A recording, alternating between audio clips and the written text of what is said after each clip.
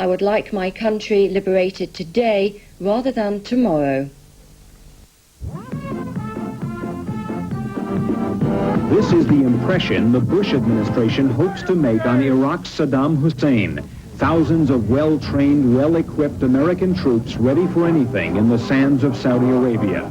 After flying more than an hour aboard a helicopter from nearby Bahrain, Secretary of State James Baker paid a short visit to the Army's 1st Cavalry Division, hunkered down amid the dunes in eastern Saudi Arabia. And I'm proud to be an American.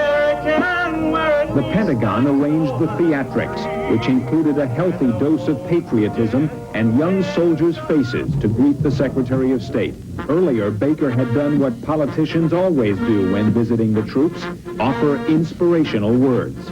This is a long, long way from home, but I think that Americans are home wherever our principles are. Those principles, said Baker, involve preventing men like Saddam Hussein from aggression against smaller, weaker nations like Kuwait. But the Secretary of State heard some American soldiers ask when they'll get to go home from the Gulf.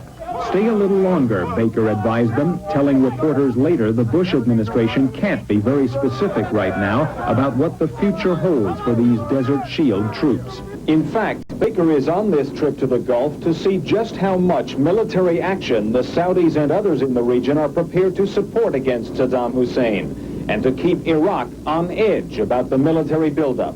Here in Bahrain and later in Saudi Arabia and Egypt, Baker wants to know what limits the Arabs might impose if President Bush decides to move against Iraq on the battlefield or with a military force resolution in the United Nations. There's no point bringing all this fine people from different armies all over the world and tie their hands. And in the meantime, the troops serve as a strong reminder of the force already in place, part of the international effort to get Saddam Hussein to go home, so everyone else can too. In Washington, the Defense Department has announced it's to call up major combat units from the U.S. military reserves for duty in the Gulf, a move that will add thousands